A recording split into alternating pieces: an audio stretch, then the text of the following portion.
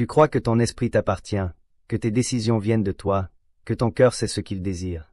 Mais derrière cette illusion, des forces discrètes travaillent dans l'ombre. Elles orientent tes pensées, te soufflent tes émotions, et brouillent ton intuition. Elles n'ont pas de visage précis. Tantôt c'est un regard, une parole enjôleuse, ou un éloge calculé. Machiavel avait saisi cette réalité, bien avant que notre monde n'invente la communication et les sciences du comportement. La manipulation, c'est l'art de te laisser croire que tu es libre, alors que ta liberté a déjà été subtilement confisquée. Si tu me suis jusqu'au bout, je vais te montrer comment déceler ces manœuvres, reconquérir ton libre arbitre, et devenir cet être éveillé que nul ne parvient plus à contrôler. Écris dès maintenant en commentaire, je refuse d'être un pion. Si tu ressens au fond de toi que ces mots te parlent, abonne-toi, like cette vidéo, et ne la quitte pas. Ce que je m'apprête à te transmettre est une vérité que peu acceptent de regarder en face. Pour saisir les ressorts de l'influence, il faut revenir à une époque où le pouvoir ne se cachait pas encore derrière des principes moraux. Dans l'Italie tumultueuse de la Renaissance, Niccolò Machiavel a observé, sans complaisance, les mécanismes profonds qui régissent la domination. Il a vu des souverains user de bontés feintes pour affermir leur autorité, des conseillers attiser l'ego des faibles pour mieux les soumettre, et des peuples céder à la peur plutôt qu'à la raison. Sa réflexion n'était pas gratuite, elle révélait une lucidité troublante sur les fragilités humaines, toujours d'actualité. Ses écrits ont depuis été déformés, réduits à un guide de la fourberie. Mais si tu les abordes sans prévention, tu y verras un reflet de notre époque, un avertissement négligé. Aujourd'hui encore, ces principes agissent, masqués sous des formes modernes, storytelling, influence numérique, émotion calibrée. Et c'est justement en comprenant la vision de Machiavel que tu cesseras d'être le jouet de volontés étrangères. Pénétrons maintenant plus loin, au cœur des rouages les plus anciens de l'influence. Tu vas découvrir cette ressorts invisible qui, depuis des siècles, modèlent les jugements, affaiblissent la clairvoyance et entretiennent la soumission. Sois prêt, la prise de conscience qui va suivre pourrait bientôt remettre en question. Le premier de ces ressorts est l'illusion du choix. Tu avances dans la vie convaincu de décider par toi-même, de suivre ta propre voie. Mais tes pas sont souvent guidés par des incitations si habiles que tu les confonds avec tes envies. Machiavel savait qu'il suffisait de proposer 2 ou 3 alternatives bien choisies pour donner à quelqu'un l'impression d'exercer sa volonté. À la cour des princes, cette manœuvre se cachait derrière des alliances présentées comme neutres. Aujourd'hui, elle se niche dans l'écran de ton téléphone, dans tes loisirs, dans les opportunités qu'on te présente.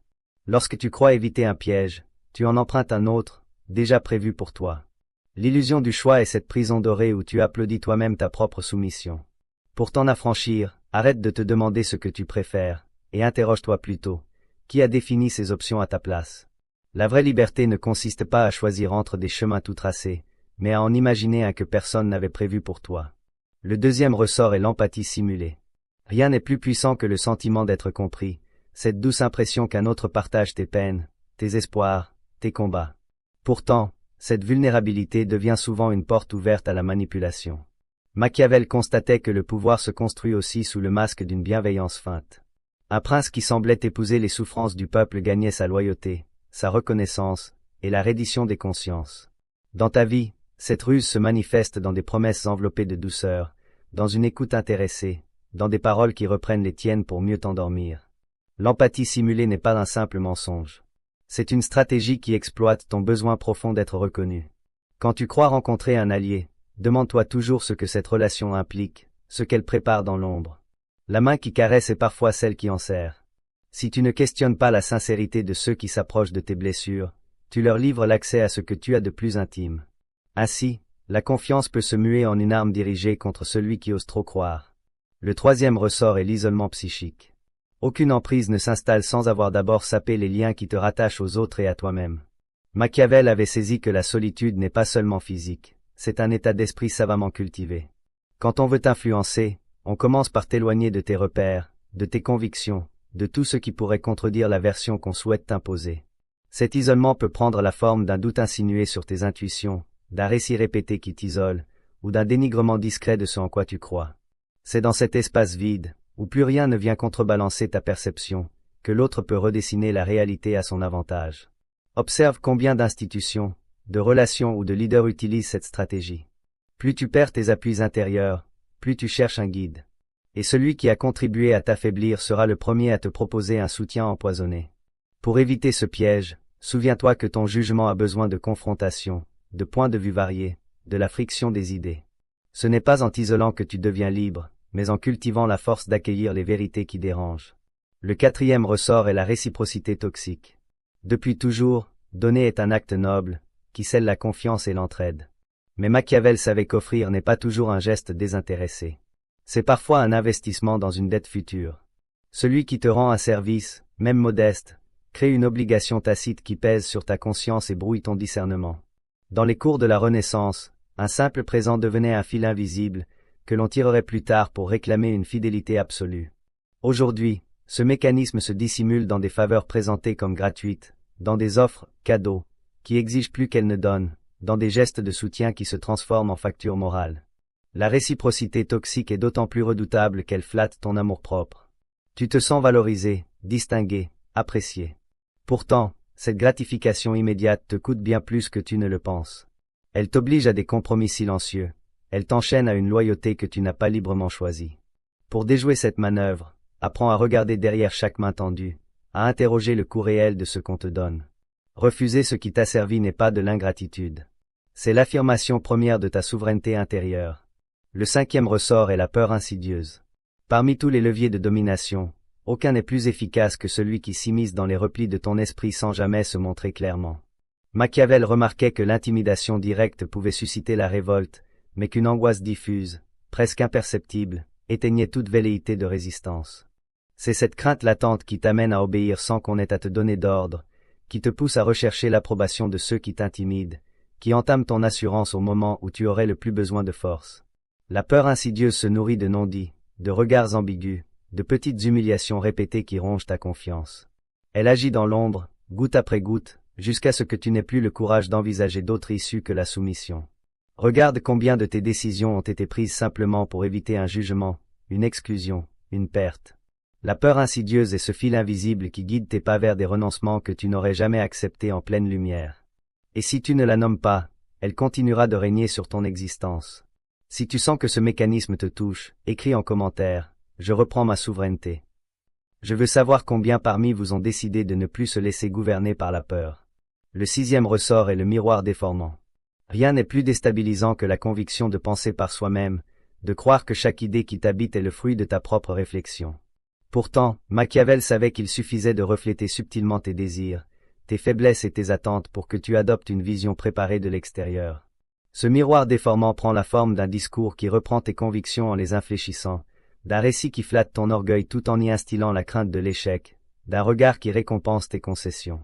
Peu à peu, tu en viens à confondre ce que tu penses avec ce qu'on souhaite que tu penses. Ton jugement se fragilise, perd en cohérence. Tes choix deviennent l'écho d'influences que tu n'as pas identifiées. Ainsi, la manipulation la plus aboutie ne consiste pas à imposer une doctrine, mais à te laisser croire que tu l'as découverte toi-même. Pour briser ce miroir, accepte d'examiner sans complaisance l'origine de tes certitudes, affronte l'inconfort, reconnais que ton esprit est plus perméable que tu ne l'imaginais. Tant que tu refuseras cette lucidité, tu demeureras prisonnier d'un reflet qui n'est pas le tien. Le septième ressort est le récit unique. Depuis que les humains se rassemblent, celui qui contrôle l'histoire que l'on se raconte contrôle aussi la perception du réel. Machiavel avait noté que le pouvoir ne se maintient pas seulement par la contrainte ou la richesse, mais par la répétition patiente d'un même récit, jusqu'à ce qu'il devienne une évidence indiscutée. Dans ta vie, ce récit unique s'immisce dans les slogans ressassés, dans les images qui reviennent en boucle, dans les certitudes que l'on ne remet plus en cause. C'est lui qui te persuade que ta place est déjà assignée, que tes ambitions doivent rester modestes, que tes rêves sont trop grands pour être autorisés. Ce récit a la voix rassurante de l'habitude et l'autorité tranquille de ceux qui prétendent savoir mieux que toi. Il ne t'enchaîne pas par la force, mais par ton adhésion inconsciente. Plus tu l'entends, plus il te semble naturel, jusqu'à ce que tu oublies qu'il a été fabriqué pour que tu l'acceptes. Pour défaire cette emprise, ose remettre chaque histoire en question. Qui a intérêt à ce que je croie cela? Si tu trouves le courage de formuler cette interrogation, tu découvriras peut-être qu'une autre version de toi attend, depuis toujours, d'exister en dehors du scénario qu'on t'a imposé. Il existe un territoire plus obscur encore que les stratégies visibles, celui des failles intimes, ces fragilités que tu portes sans les connaître, et qui deviennent le terreau de l'influence. Si tu veux comprendre pourquoi certaines manipulations t'atteignent sans bruit, il te faut oser regarder dans l'ombre de tes propres contradictions. La première faille est l'adhésion anticipée. C'est cet élan presque instinctif qui te pousse à dire oui avant même d'avoir compris ce qu'on te propose. Il naît du besoin d'appartenir, de plaire, de ne pas être celui qui doute quand les autres acquiescent. Machiavel savait que la manipulation la plus subtile commence par flatter ce réflexe, en te donnant l'illusion d'avoir trouvé ta place avant même d'avoir mesuré les conséquences. Dans les cours de la Renaissance, cette adhésion se scellait par une poignée de main, un serment à demi-mot, une promesse d'alliance qui liait les consciences sans leur laisser la possibilité de reculer. Aujourd'hui, elle se glisse dans un engagement précipité, accepter des conditions que tu n'as pas lues, soutenir une cause que tu n'as pas examinée, adhérer à un discours simplement parce qu'il apaise ta peur de la solitude. Cette faille est dangereuse car elle se nourrit de ton impatience et de ton désir de certitude. Pour la refermer, apprends à suspendre ton consentement, à garder une distance intérieure qui te permette de demander, qui profite de mon empressement. Il vaut mieux passer pour hésitant que de se condamner à une fidélité que l'on n'a jamais librement choisie. La deuxième faille est le besoin de cohérence. C'est une force puissante, qui t'enchaîne plus sûrement que la contrainte, car elle naît de ton propre orgueil. Tu veux croire que tes choix passés étaient justes, que tes engagements reflétaient ta clairvoyance, que ta première impression ne t'a pas trompé. Machiavel avait compris que l'être humain préfère persévérer dans l'erreur plutôt que d'admettre qu'il s'est fourvoyé. Cette faille se creuse chaque fois que tu ressens le vertige de devoir reconnaître que tu as accordé ta confiance trop vite, que tu es devenu le complice involontaire d'un jeu qui te dépasse. Dans les palais italiens, cette soif de cohérence conduisait les courtisans à défendre jusqu'au bout des alliances absurdes, simplement parce qu'ils avaient engagé leur parole. Aujourd'hui, elle se dissimule derrière la fidélité à un groupe, à une idéologie, à une relation qui ne te nourrit plus, mais qui te protège du regard accusateur que tu portes sur toi-même. La cohérence devient alors un piège mental. Elle te pousse à justifier ce qui te blesse, à rationaliser ce qui t'humilie. Pour désamorcer ce poison, aie le courage de te détacher de l'image que tu veux préserver. Il n'y a nulle noblesse à persister dans un mensonge simplement parce qu'il ressemble au récit que tu avais commencé. Ce n'est qu'en acceptant la rupture entre hier et aujourd'hui que tu redeviens maître de ton discernement. La troisième faille est la gratitude programmée. Elle ressemble à un sentiment noble, presque sacré, car elle s'alimente de ta capacité à apprécier ce que tu reçois. Mais Machiavel avait observé que rien n'est plus efficace pour enchaîner un esprit que de le rendre redevable. Dans les cours princières, un simple bienfait offert avec solennité devenait une dette morale qui paralysait toute opposition. Celui qui avait reçu un honneur ou une faveur sentait qu'il devait protéger son bienfaiteur, même contre sa propre conscience. Aujourd'hui, cette même ruse se camoufle sous les traits de l'accompagnement, du soutien inconditionnel, des promesses présentées comme altruistes. On t'accorde une attention précieuse, on te fait croire qu'on croit en toi, et sans que tu t'en aperçoives, tu te convaincs qu'il serait indécent de remettre en cause ce lien. Cette gratitude programmée s'impose comme un devoir silencieux. Tu te sens obligé de tolérer l'inacceptable parce que tu refuses d'être ingrat. Pour refermer cette faille, comprends qu'il est possible de dire merci sans renoncer à ta lucidité. La reconnaissance ne t'oblige pas à sacrifier ton jugement. Chaque fois que tu acceptes de taire tes doutes par gratitude, tu cèdes une part de ta souveraineté à celui qui a su flatter ta peur de décevoir. La quatrième faille est la dissonance orchestrée. Elle naît du chaos savamment entretenu dans ton esprit, de ces contradictions qu'on place devant toi jusqu'à ce que tu ne saches plus quoi penser. Machiavel avait compris qu'un individu désorienté ne cherche pas la vérité. Il cherche un refuge, une voie qui tranche l'incertitude. Dans les intrigues de la Renaissance, on multipliait les versions, les rumeurs, les allégeances changeantes pour que les esprits se fatiguent à démêler le vrai du faux. Et lorsque la confusion atteignait son comble, il suffisait de proposer une explication claire, fût-elle mensongère, pour que tous s'y accrochent comme à une bouée. Aujourd'hui, cette dissonance orchestrée est devenue la matière première des discours politiques, des stratégies commerciales, des manipulations relationnelles. On t'expose à des messages contradictoires, à des injonctions impossibles à concilier. Sois fort mais obéissant. Sois libre mais conforme. Sois critique mais consensuel. Ce vacarme finit par ronger ta certitude intime. Alors, tu acceptes ce qu'on t'impose simplement pour que cesse le tumulte. Pour refermer cette faille, accepte que le silence intérieur ne viendra pas de l'extérieur. Il te faut apprendre à supporter la tension sans te précipiter vers la première certitude qu'on te tend. Car c'est dans le creux de ta confusion que se trouve le terrain le plus fertile pour ceux qui veulent décider à ta place.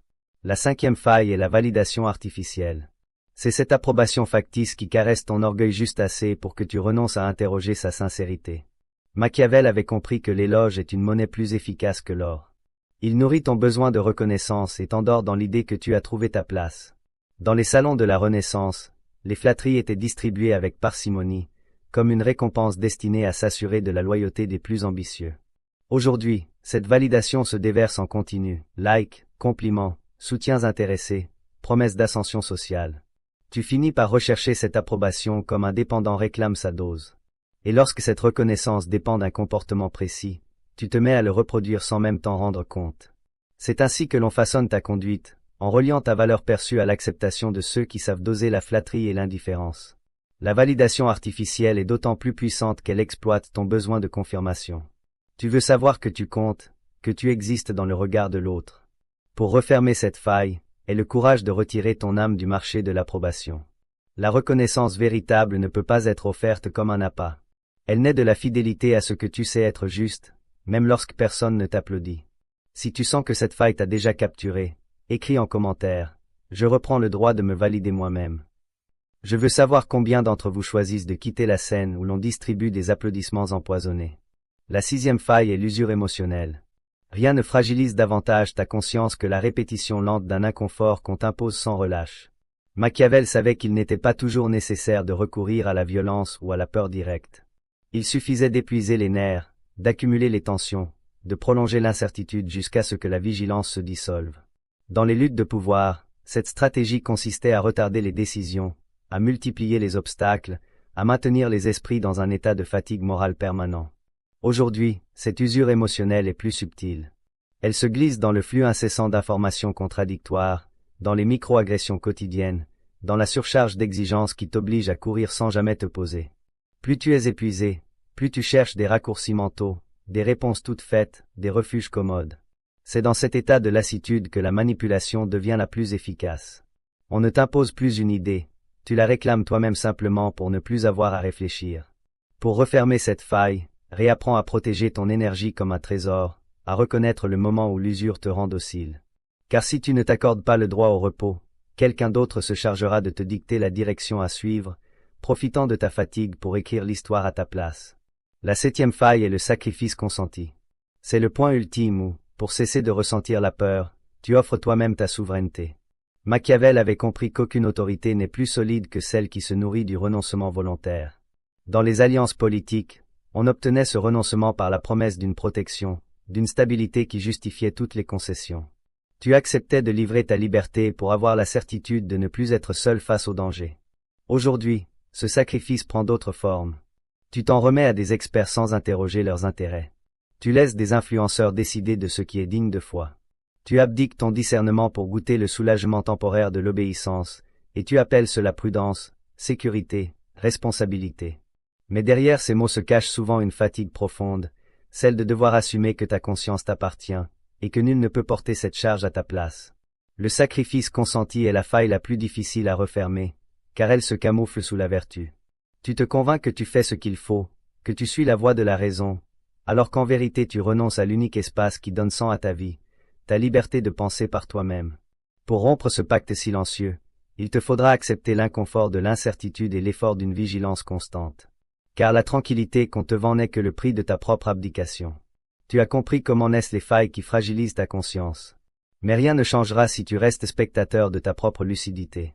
Il te faut maintenant passer à l'action, poser des gestes qui referment ces brèches et restaurent ta souveraineté.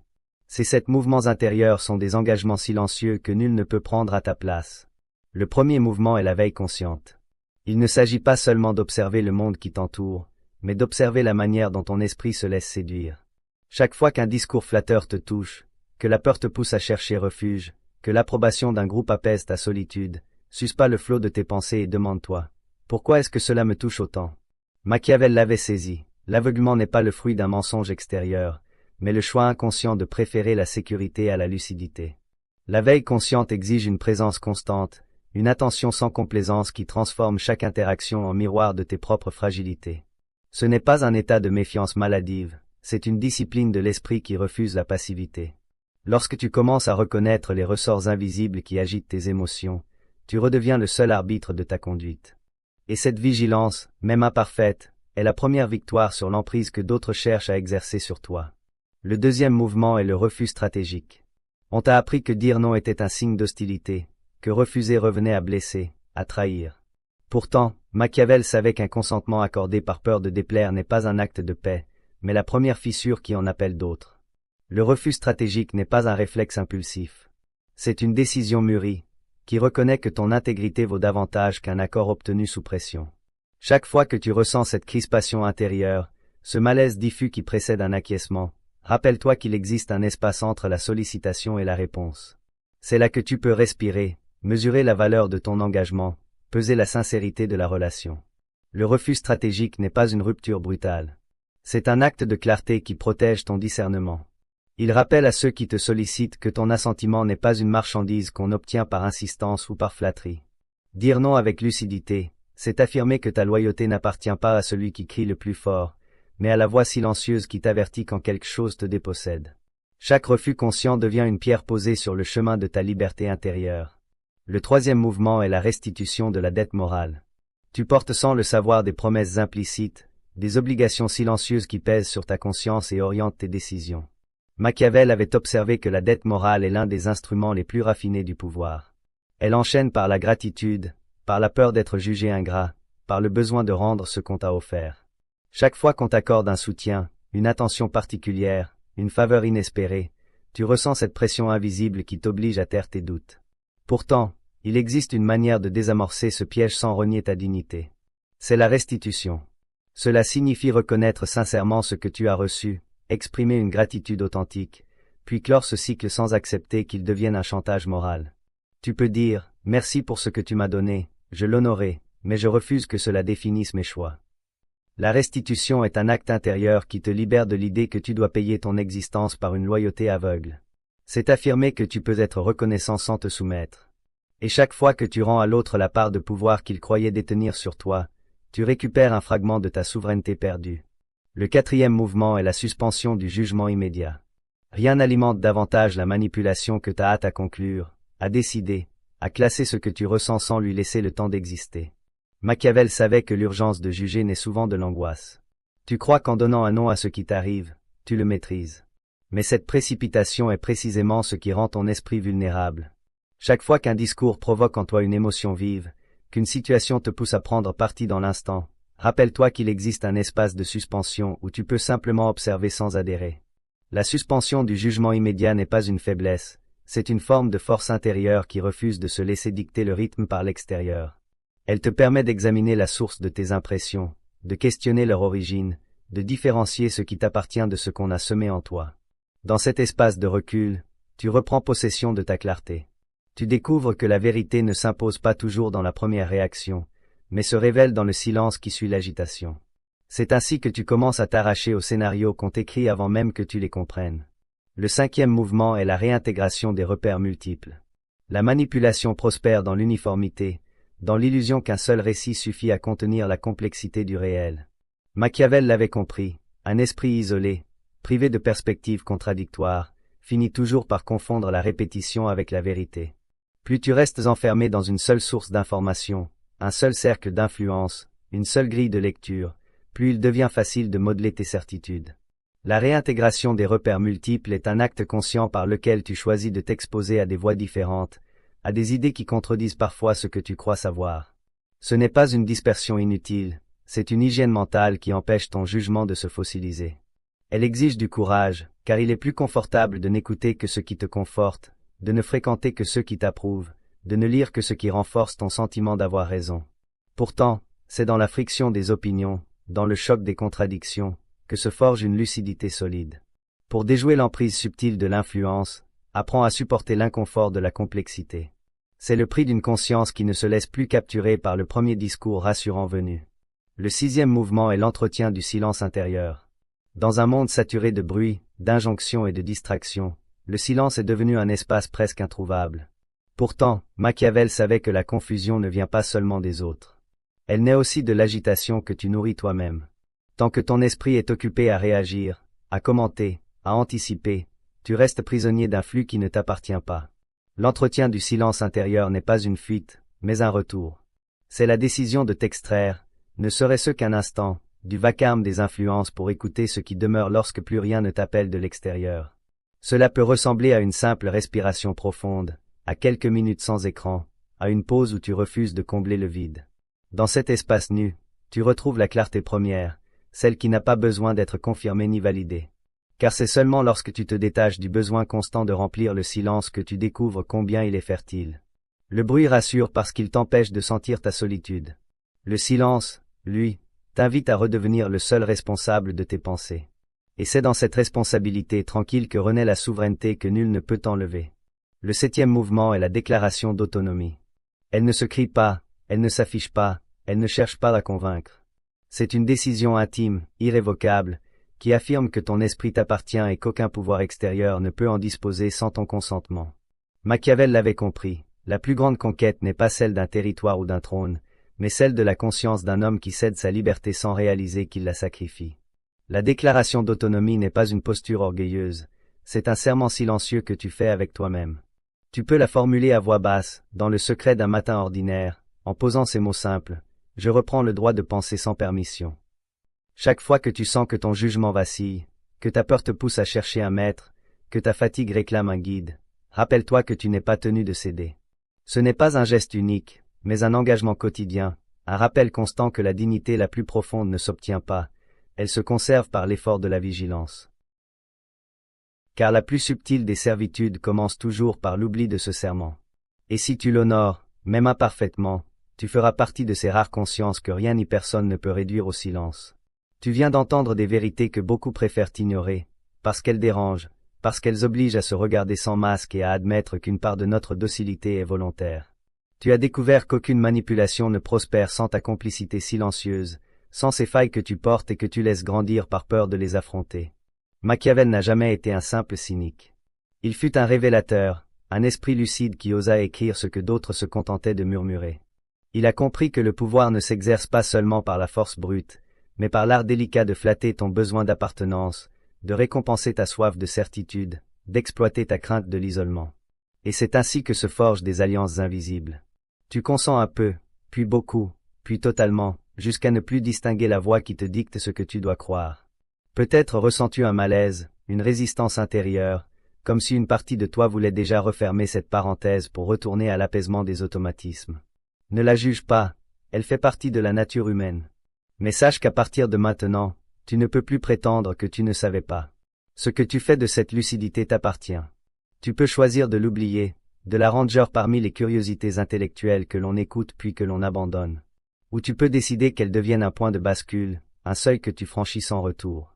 Si tu fais ce choix, tu découvriras que la liberté n'est pas un état confortable. C'est un exercice quotidien, une exigence qui demande plus de courage que la soumission. Tu comprendras que la vigilance n'est pas un fardeau, mais une manière de t'honorer toi-même, de ne plus livrer ton esprit aux stratégies des plus habiles. Et tu verras que ce chemin, s'il est souvent solitaire, est aussi le seul qui te permette de sentir ce que signifie être pleinement vivant. Il n'y a pas de recette toute faite, pas de solution miraculeuse. Il n'y a que cette décision fragile et puissante à la fois, refuser d'être réduit à un pion. Alors, je vais te poser une question, et je te demande de ne pas y répondre trop vite. Si tu devais, dès maintenant, choisir entre le confort d'un mensonge rassurant et l'inconfort d'une lucidité qui ne s'éteint plus, que ferais-tu? Je te laisse y réfléchir.